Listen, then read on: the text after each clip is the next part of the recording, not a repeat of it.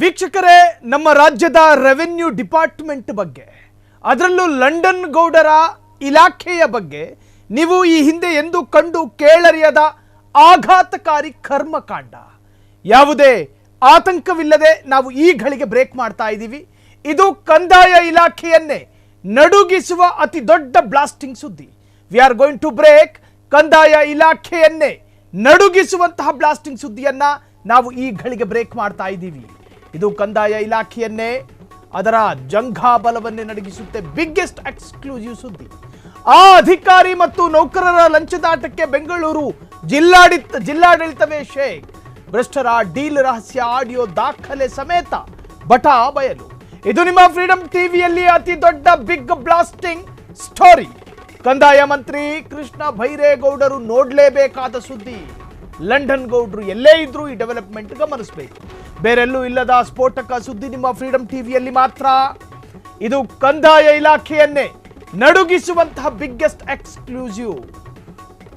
ಆ ಅಧಿಕಾರಿ ಮತ್ತು ನೌಕರರ ಲಂಚದಾಟಕ್ಕೆ ಬೆಂಗಳೂರು ಜಿಲ್ಲಾಡಳಿತವೇ ಶೇಕ್ ಆಗುತ್ತೆ.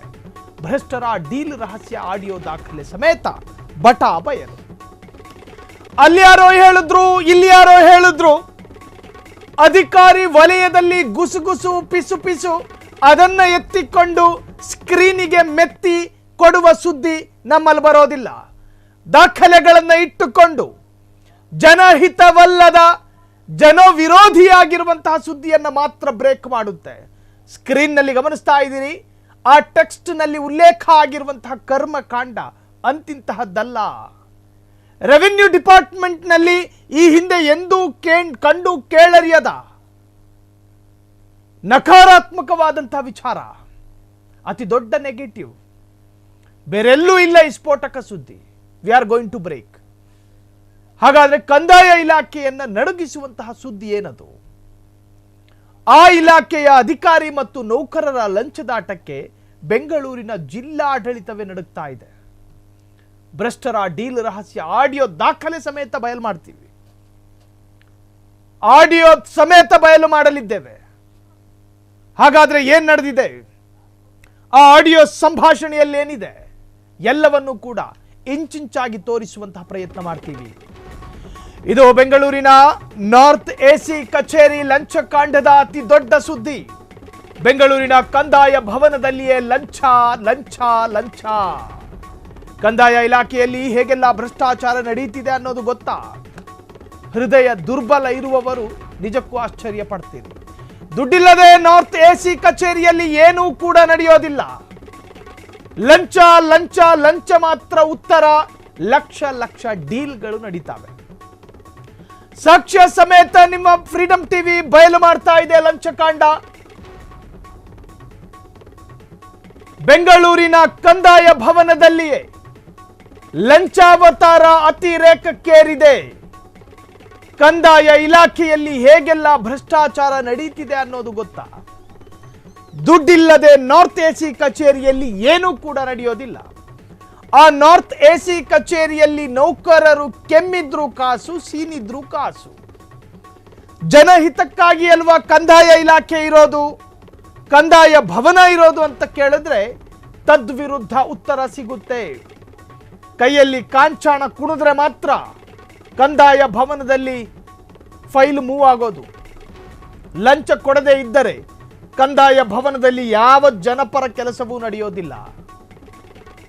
ಪ್ರತಿ ಪೇಪರಿಗೂ ದುಡ್ಡಿಡಬೇಕು. ಗಾಂಧಿ ತಾತ ನಗ್ತಿರೋ ನೋಟು, ಗಾಂಧಿ ನಗ್ತಿರೋ ನೋಟನ್ನ ಇಡದೆ ನಿಮ್ಮ ಯಾವ ಫೈಲ್ಗಳು ಮೂವ್ ಆಗೋದಿಲ್ಲ ಕಂದಾಯ ಭವನದಲ್ಲಿ. ಅದನ್ನ ಕಂದಾಯ ಭವನ ಅಂತ ಕರೆಯೋದಕ್ಕಿಂತಲೂ ಲಂಚದ ಕಾರ್ಖಾನೆ ಅಂದ್ರೆ ಕಂದಾಯ ಭವನಕ್ಕೊಂದು ಗೌರವ ಇದೆ, ಅದಕ್ಕೊಂದು ಸ್ಥಾನಮಾನ ಇದೆ. ಆದ್ರೆ ಅಲ್ಲಿ ಕೆಲಸ ಮಾಡುವ ನನ್ನ ಪ್ರತ್ಯೇಕ ವಾಕ್ಯಗಳನ್ನು ಗಮನಿಸಬೇಕು. ಅಲ್ಲಿ ಕೆಲಸ ಮಾಡೋ ಕೆಲ ನೌಕರರು ಮತ್ತು ಅಧಿಕಾರಿಗಳಿಂದ, ನಿಷ್ಠಾವಂತ ಪ್ರಾಮಾಣಿಕ ಅಧಿಕಾರಿಗಳಿಗೆ ಇದು ಅನ್ವಯಿಸೋದಿಲ್ಲ. ಅಪ್ರಾಮಾಣಿಕ ಕಡು ಭ್ರಷ್ಟರಿಗೆ ಮಾತ್ರ ಅನ್ವಯಿಸುತ್ತೆ ಈ ಸಾಲುಗಳು.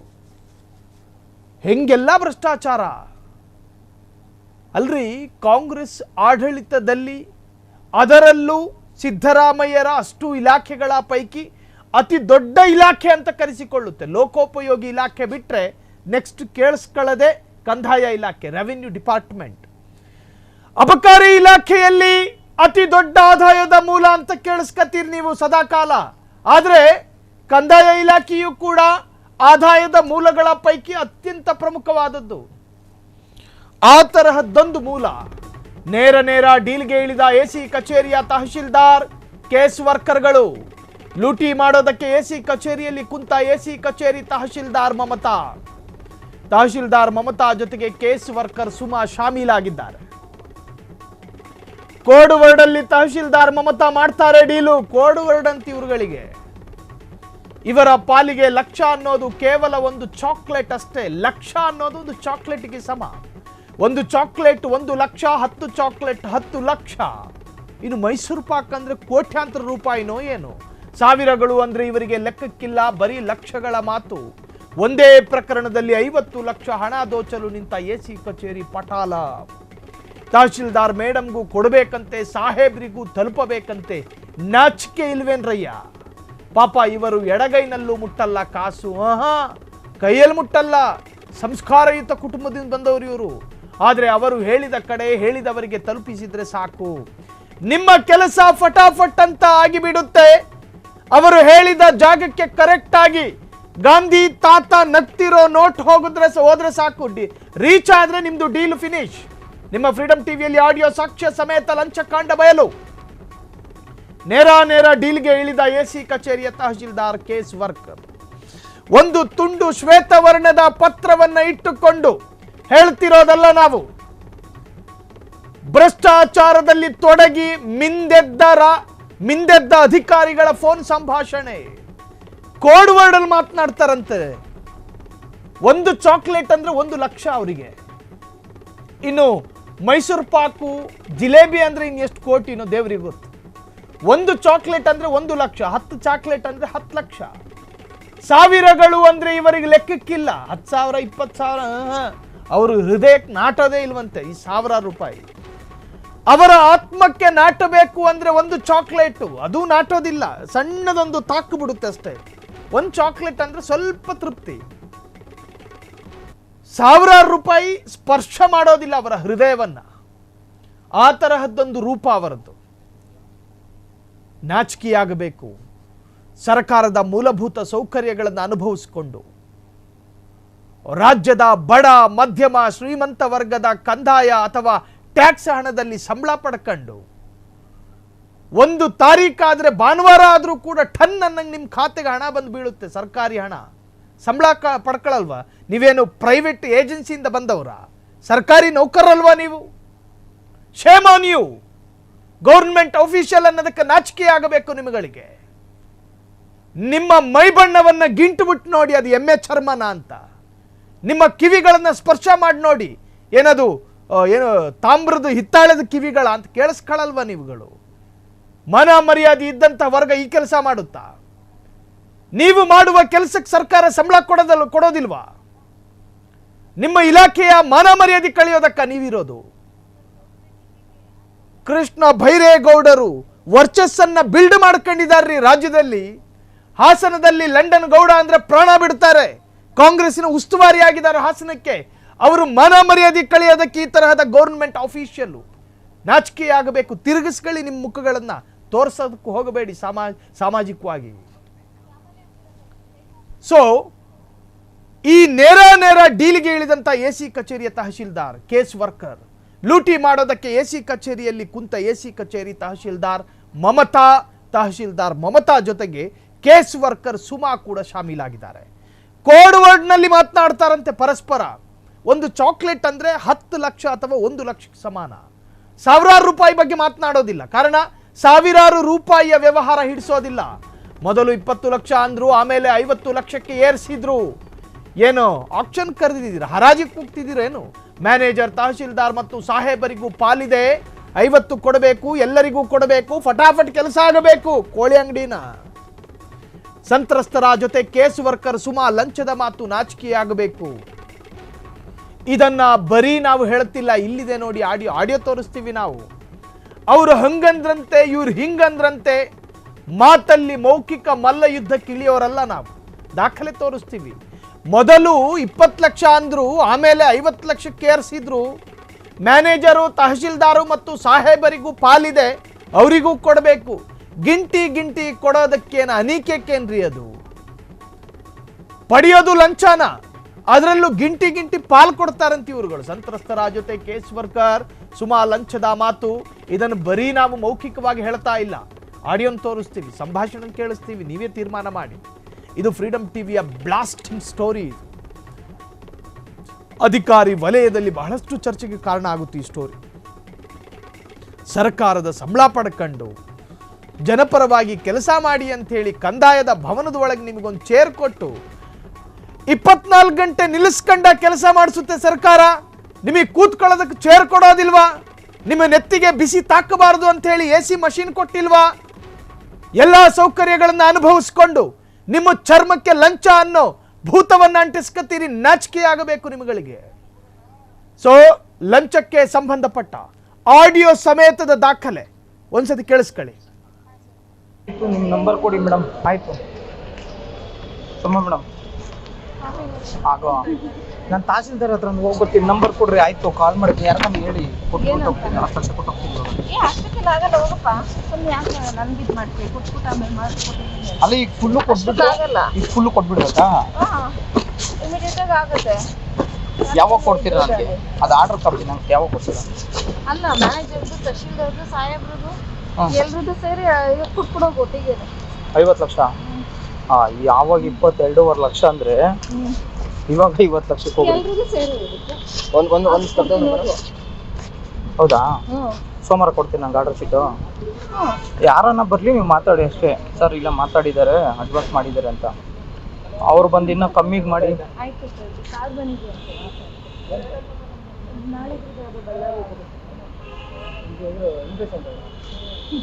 ಸಮ ಮೇಡಮ್ ಈಗ 15 ತಗೊಳ್ಳಿ ಮೇಡಮ್. ಹೋಗ್ಲಿ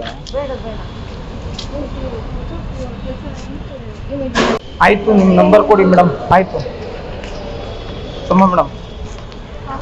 ಆಗೋ ನಾನು ತಹಸೀಲ್ದಾರ್ ಹತ್ರ ಹೋಗ್ಬರ್ತೀನಿ, ನಂಬರ್ ಕೊಡ್ರಿ. ಆಯ್ತು ಕಾಲ್ ಮಾಡ್ತೀನಿ, ಯಾರು ನಮ್ಗೆ ಹೇಳಿ ಕೊಟ್ಬಿಟ್ಟು ಹೋಗ್ತೀನಿ. 10 ಲಕ್ಷ ಕೊಟ್ಟು ಹೋಗ್ತೀನಿ. ಅಲ್ಲ ಈಗ ಫುಲ್ಲು ಕೊಟ್ಬಿಟ್ಟು, ಈಗ ಫುಲ್ಲು ಕೊಟ್ಬಿಡ್ಬೇಕಾ? ಯಾವಾಗ ಕೊಡ್ತೀರಾ ನನಗೆ? ಅದು ಆರ್ಡರ್ ಕಾಪಿ ನಂಗೆ ಯಾವಾಗ ಕೊಡ್ತೀರಾ? ಅಲ್ಲ ಮ್ಯಾನೇಜರ್ದು, ತಹಶೀಲ್ದಾರ್ದು, ಸಾಹೇಬ್ರದು ಎಲ್ರದ್ದು ಸೇರಿ ಕೊಟ್ಬಿಡೋ ಒಟ್ಟಿಗೆ 50 ಲಕ್ಷ. ಯಾವಾಗ 22.5 ಲಕ್ಷ ಅಂದ್ರೆ ಇವಾಗ 50 ಲಕ್ಷಕ್ಕೆ ಹೋಗಿ. ಹೌದಾ? ಸೋಮವಾರ ಕೊಡ್ತೀನಿ ನಂಗೆ ಆರ್ಡರ್ ಶೀಟು. ಯಾರನ್ನ ಬರಲಿ ನೀವು ಮಾತಾಡಿ ಅಷ್ಟೇ. ಸರ್ ಇಲ್ಲ ಮಾತಾಡಿದ್ದಾರೆ, ಅಡ್ವಾನ್ಸ್ ಮಾಡಿದ್ದಾರೆ ಅಂತ. ಅವ್ರು ಬಂದು ಇನ್ನೂ ಕಮ್ಮಿಗೆ ಮಾಡಿ.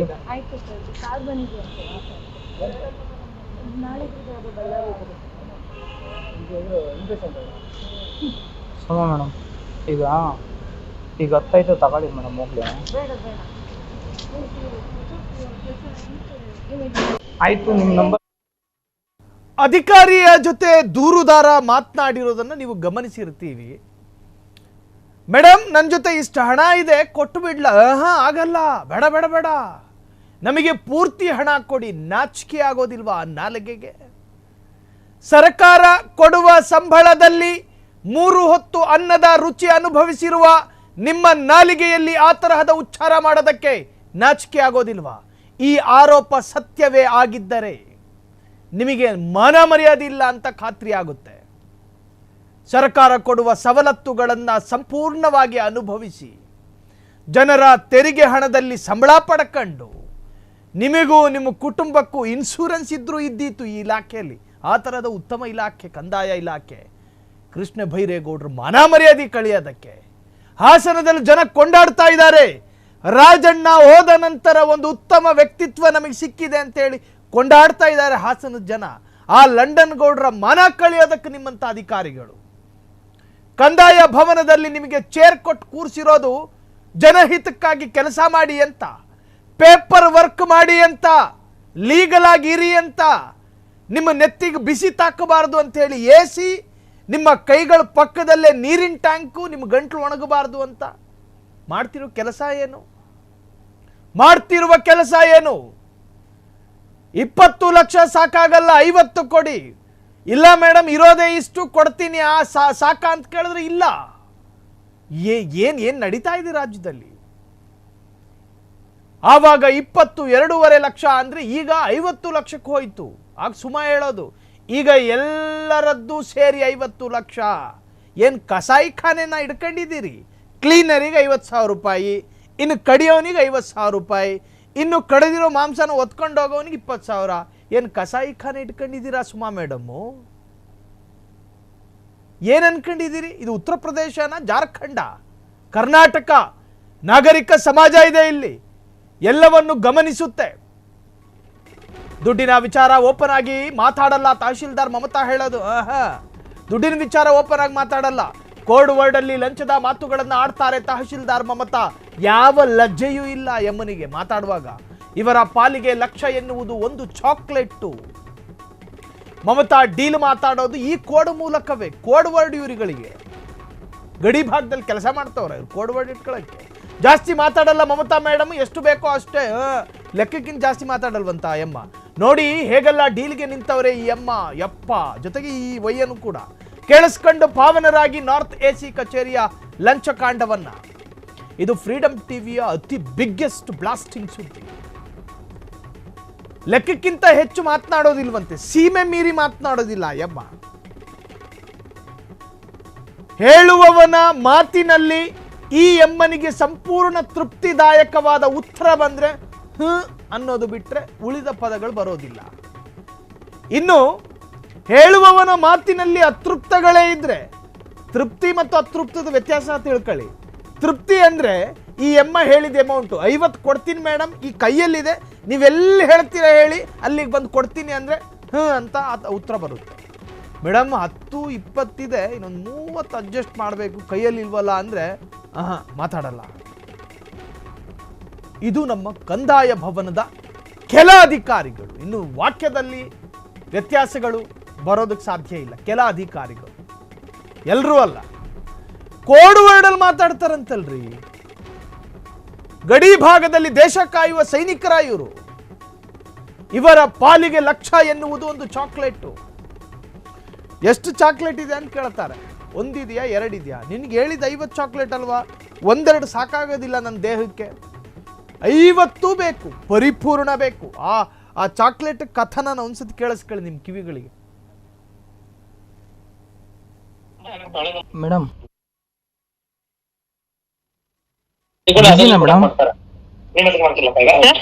ಕೇಳಿಸ್ತಾ ಇಲ್ಲ ಮೇಡಮ್, ಅದೇನೋ ವಾಯ್ಸು. ಹೌದೌದು ಸರ್, ಡಿಸ್ಟರ್ಬೆನ್ಸ್ ಇದೆ, ಹೇಳಿ ಸರ್. ಅದೇ 14 ಚಾಕ್ಲೇಟ್ ಇದೆ ಮೇಡಮ್. ಸರಿ, ಓಕೆ ಸರ್. ಯಾರ ಕಡೆ ಏನು? ನೀವೊಂದು ನಿಮಿಷ, ನಾನು ಫೋನ್ ಮಾಡ್ತೀನಿ ವಾಪಸ್. ಮಾಡಿ ಮೇಡಮ್. ಮೇಡಮ್ ಬಿಸಿನಾ ಮೇಡಮ್? ಕೇಳಿಸ್ತಾ ಇಲ್ಲ ಮೇಡಮ್, ಅದೇನೋ ವಾಯ್ಸು. ಹೌದೌದು ಸರ್, ಡಿಸ್ಟರ್ಬೆನ್ಸ್ ಇದೆ, ಹೇಳಿ ಸರ್. ಅದೇ 14 ಚಾಕ್ಲೇಟ್ ಇದೆ ಮೇಡಮ್. ಸರಿ, ಓಕೆ ಸರ್. ಯಾರ ಕಡೆ ಏನು? ನೀವೊಂದು ನಿಮಿಷ, ನಾನು ಫೋನ್ ಮಾಡ್ತೀನಿ ವಾಪಸ್. ಮಾಡಿ ಮೇಡಮ್. ಮೇಡಮ್ ಬಿಸಿನಾ ಮೇಡಮ್? ದೂರುದಾರ ಮತ್ತು ತಹಶೀಲ್ದಾರ್ ಮಮತಾ ನಡುವೆ ಸಂಭಾಷಣೆ ನಡೆಯುತ್ತೆ ದೂರವಾಣಿಯಲ್ಲಿ. ಫೋನ್ ಸಂಭಾಷಣೆ, ಅದನ್ನು ಕೇಳಿಸ್ಕೊಂಡ್ರಿ ಮೇಡಮ್? ನಾನು ಮಾತಾಡ್ತಿರೋದು ಕೇಳಿಸ್ತಾ ಇದೆಯಾ? ದೂರುದಾರ ಮಮತಾ ಹೇಳಿ, ಸ್ವಲ್ಪ ವಾಯ್ಸ್ ಡಿಸ್ಟರ್ಬೆನ್ಸ್ ಇದೆ ಅಂತ. ಮೇಡಮ್ ನನ್ನ ಬಳಿ 14 ಚಾಕೊಲೇಟ್ ಸಿದ್ಧಗೊಂಡಿದೆ, 14 ಚಾಕ್ಲೇಟು ರೆಡಿ ಇದೆ. ಓಕೆ ಓಕೆ ಅಂತ ಖುಷಿಯಾಗಿದೆ ಅವರಿಗೆ. ಉತ್ತರ ಕೊಡ್ತಾರೆ ನೋಡಿ, ಹೌದು ನನ್ನ ವಾಯ್ಸ್ ಸ್ವಲ್ಪ ಡಿಸ್ಟರ್ಬೆನ್ಸ್ ಇದೆ ಅಂತ ಹೇಳ್ತಾರೆ. ಅದಾದ ಮೇಲೆ ಮೇಡಮ್ ಅದೇ 14 ಚಾಕ್ಲೇಟ್ ರೆಡಿ ಇದೆ. ಹಾಂ ಸರ್ ಅಂತಾರೆ. ಅದು ಯಾರ ಕಡೆ ಏನು? ತಹಶೀಲ್ದಾರ್ ನೋಡಿ, ಇವ್ರ ಸಂಭಾಷಣೆ ಮುಂದುವರಿತದೆ, ಅದನ್ನೆಲ್ಲ ತೋರಿಸ್ತಾ ಹೋಗ್ತೀವಿ ನಾವು. ಆದರೆ ಇವರ ಕೋಡ್ ವರ್ಡ್ಗಳು ಅರ್ಥ ಮಾಡ್ಕೊಳ್ಳೋ ಶೈಲಿ ನೋಡಿ. ಇವರು ಚಾಕ್ಲೇಟು ಅಂದರೆ ಏನು? ಕಾಂಡಿಮೆಂಟ್ಸ್ ಅಂಗಡಿ ಇಟ್ಕೊಂಡಿದ್ದೀರೇನ್ರಿ ಮೇಡಮು? ಚಾಕ್ಲೇಟು ಅಂದರೆ ಏನು ಅರ್ಥ ಅದರದ್ದು? ಕಾಂಡಿಮೆಂಟ್ಸ್ ಅಂಗಡಿ ಏನಾದರೂ ಇಟ್ಕೊಂಡಿದ್ದೀರಾ? ನೀವೇನು ವರ್ತಕರು, ವಿತರಕರು, ಏನಿದು? ಅವನು ಯಾವನೋ ಫೋನ್ ಮಾಡಿ ಚಾಕ್ಲೇಟ್ ರೆಡಿ ಇದೆ ಅಂತಾನೆ, ನೀವು ಅದೇನೋ ಸಿಕ್ಕಿದ ಹಾಗೆ ಹ್ಞೂ ಸಾರ್ ಅಂತೀರಿ. ಏನಿದ್ರ ಅರ್ಥ? ಕಂದಾಯ ಭವನದಲ್ಲಿ ಜನಹಿತಕ್ಕಾಗಿ ಕೆಲಸ ಮಾಡ್ರಯ್ಯ ಅಂದರೆ ಚಾಕ್ಲೇಟ್ ವ್ಯಾಪಾರ ಮಾಡ್ತೀರಾ? ನಿಮ್ಮ ಚಾಕ್ಲೇಟ್ ಅನ್ನು ಅರ್ಥ ಮಾಡಿಕೊಳ್ಳದ ಅವಿವೇಕಿಗಳಿಲ್ಲ ಕರ್ನಾಟಕದಲ್ಲಿ, ಫೂಲ್ಗಳು ಯಾರೂ ಇಲ್ಲ ಇಲ್ಲಿ. ಚಾಕ್ಲೇಟು ಇವರ ಉದ್ಯಮದ ಕೋಡ್ ವರ್ಡ್ ನೋಡಿ. ಬಿಜಿನಾ ಮೇಡಮ್ ಅಂತಾನೆ, ಆ ಬಿಜಿ ನಡುವೆ ಫೋನ್ ಎತ್ತಿರೋದು. ಇದನ್ನ ಚಾಕ್ಲೇಟ್ ಸಿಗುತ್ತಲ್ಲ ಹಂಗೆ ಅಮ್ಕಣ ಅಂತ. ಬಿಜಿಯ ನಡುವೆ ಮಮತಾ ಅವರು ಫೋನ್ ರಿಸೀವ್ ಮಾಡಿ ಮಾತನಾಡ್ತಾರೆ. ಆ ಕಡೆಯಿಂದ ಚಾಕ್ಲೇಟ್ ಸಿದ್ಧಗೊಂಡ ಸಂತೋಷದ ಶುಭ ಸುದ್ದಿಯೊಂದು ಬರುತ್ತೆ. ತನಗ ಅರಿವಿಲ್ಲದೆ ತುಟಿಯ ತುದಿಯಲ್ಲಿ ನಗು ಬೀರಿ ಸರಿ ಕಣಯ್ಯ ಅಂತ ಹೇಳ್ತಾರೆ. ಅದ್ರ ಮುಂದುವರಿದ ಈ ಪ್ರಕರಣದ ಅಪ್ಡೇಟ್ಸ್ಗಳನ್ನು ಗಮನಿಸ್ತಾ ಹೋಗೋಣ. ಹಾಗಾದ್ರೆ ಮುಂದುವರಿದ ಭಾಗ ಏನು ನೋಡಿದ್ರಲ್ಲ ವೀಕ್ಷಕರೇ, ಹೇಗೆಲ್ಲ ನಡೀತಾ ಇದೆ ಡೀಲ್ ಅನ್ನೋದನ್ನ ಗಮನಿಸಿರ್ತೀರಿ, ಕೇಳಿಸ್ಕೊಂಡಿರ್ತೀರಿ. ಇದು ನಾರ್ತ್ ಎಸಿ ಕಚೇರಿಯ ಲಂಚಕಾಂಡದ ಎಕ್ಸ್ಕ್ಲೂಸಿವ್ ಆಡಿಯೋ ಸಾಕ್ಷ್ಯ. ಅಷ್ಟಕ್ಕೂ ಕೇಸ್ ವರ್ಕರ್ ಸುಮಕ್ಕ ಹೇಳುವ ಆ ಸಾಹೇಬರು ಯಾರು? ನಾಳೆ ನಿಮ್ಮ ಫ್ರೀಡಂ ಟಿವಿಯಲ್ಲಿ ಲಂಚಕಾಂಡದ ಮತ್ತಷ್ಟು ಆಡಿಯೋ ಬ್ಲಾಸ್ಟ್ ಮಾಡಲಿದ್ದೇವೆ. ಅನಾವರಣಗೊಳ್ಳಲಿದೆ ನಾರ್ತ್ ಎಸಿ ಕಚೇರಿಯ ಭ್ರಷ್ಟಕೂಟದ ಅಪ್ರತ್ಯಕ್ಷ ಮುಖಗಳ ಅನಾವರಣ. ಪ್ರಧಾನ ಕಾರ್ಯದರ್ಶಿ ಕಠಾರಿಯಾ ಅವರೇ ನಾರ್ತ್ ಎಸಿ ಕಚೇರಿಯ ಅಕ್ರಮಕ್ಕೆ ಬ್ರೇಕ್ ಹಾಕಿ ಸಾಕ್ಷ್ಯ ನಾವು ಕೊಡ್ತೀವಿ, ತಹಶೀಲ್ದಾರ್ ಕೇಸ್ ವರ್ಕರ್ ಮೇಲೆ ಕೇಸ್ ಮಾಡಿ. ಇದು ಜನಸಾಮಾನ್ಯರ ಶಕ್ತಿ ಫ್ರೀಡಂ ಟಿವಿಯ ಕಳಕಳಿಯ ಮನವಿ. ನೋಡಿದ್ರಲ್ಲ, ಸಂಭಾಷಣೆಯನ್ನೂ ನೋಡಿದ್ರಿ, ಅದರಲ್ಲಿ ಮಮತಾ ಮೇಡಮ್ ಬಳಸಿರುವ ಕೋಡ್ ವರ್ಡ್ ಅನ್ನು ಗಮನಿಸಿದ್ರಿ. ಕಂದಾಯ ಭವನದಲ್ಲಿ ಏನು ಆಗಬೇಕಿತ್ತು, ಏನು ಆಗ್ತಿದೆ ಅನ್ನೋದರ ಅರಿವು ನಿಮಗೆ ಬಂದಿರುತ್ತೆ. ಇಲ್ಲಿಗೆ ನಿಲ್ಲೋದಿಲ್ಲ. ನಾಳೆ ನಿಮ್ಮ ಫ್ರೀಡಂ ಟಿವಿಯಲ್ಲಿ ಲಂಚಕಾಂಡದ ಮತ್ತಷ್ಟು ಆಡಿಯೋ ಬ್ಲಾಸ್ಟ್ ಆಗುತ್ತೆ. ಅನಾವರಣಗೊಳ್ಳಲಿದೆ ನಾರ್ತ್ ಎಸಿ ಕಚೇರಿಯ ಭ್ರಷ್ಟಕೂಟದ ರಹಸ್ಯ ಸಭೆಗಳ ಮಾತುಗಳು. ಕಂದಾಯ ಸಚಿವ ಕೃಷ್ಣ ಬೈರೇಗೌಡ್ರೆ, RC ಆಮ್ಲಾನ್ ಆದಿತ್ಯ ಬಿಶ್ವಾಸ್ ಅವರೇ, ಪ್ರಧಾನ ಕಾರ್ಯದರ್ಶಿ ಕಠಾರಿಯಾ ಸಾಹೇಬ್ರೆ, ನಾರ್ತ್ ಎಸಿ ಕಚೇರಿ ಆಕ್ರಮಕ್ಕೆ ಬ್ರೇಕ್ ಹಾಕಿ, ಇಲ್ಲದಿದ್ದರೆ ಬ್ರೇಕ್ ಇಲ್ಲದೆ ಪ್ರಸಾರ ಆಗ್ತಾ ಇರುತ್ತೆ. ಎಚ್ಚರಗೊಳ್ಳುವವರೆಗೂ ಫ್ರೀಡಂ ಟಿವಿ ಎಚ್ಚರಿಸುವ ಪ್ರಯತ್ನ ಮಾಡುತ್ತೆ. ನಮಗೆ ಅವರೇನು ಅನ್ಕೋತಾರೆ ಇವರೇನು ಅನ್ಕೋತಾರೆ ಅನ್ನೋದಕ್ಕಿಂತಲೂ ಜನಸಾಮಾನ್ಯರ ಶಕ್ತಿಯಾಗಿ ಮುಂದುವರಿಯೋದಕ್ಕೆ ಅತಿ ಧಾವಂತ, ಅತ್ಯಂತ ಉತ್ಸಾಹ ಇರುವಂತಹ ಸುದ್ದಿ ಮಾಧ್ಯಮ ಆಗಿರೋದ್ರಿಂದ ನಾವು ಜನಹಿತಕ್ಕಾಗಿ ಏನು ಬೇಕಾದರೂ ಮಾಡ್ತೀವಿ. ಕಾನೂನಿನ ಚೌಕಟ್ಟಿನೊಳಗೆ ಕಾನೂನಾತ್ಮಕವಾಗಿ ಯಾರ್ಯಾರನ್ನು ಎಚ್ಚರಿಸಬೇಕೋ ಆ ಎಚ್ಚರಿಸುವ ಎಲ್ಲ ಸಾಧ್ಯಾಂತ ಕೆಲಸಗಳನ್ನು ಕೂಡ ಫ್ರೀಡಂ ಟಿವಿ ಅತ್ಯಂತ ಪ್ರಾಮಾಣಿಕವಾಗಿ ಮಾಡ್ತಿದೆ. ಕ್ಷಣ ಕ್ಷಣದ ಸುದ್ದಿಗಳಿಗಾಗಿ ಫ್ರೀಡಂ ಟಿವಿ ಸಬ್ಸ್ಕ್ರೈಬ್ ಮಾಡಿ, ಲೈಕ್ ಮಾಡಿ ಹಾಗೂ ಫಾಲೋ ಮಾಡಿ. ಹೊಸ ಸುದ್ದಿಗಳ ನೋಟಿಫಿಕೇಶನ್ಗಾಗಿ ಬೆಲ್ ಐಕಾನ್ ಮೇಲೆ ಕ್ಲಿಕ್ ಮಾಡಿ.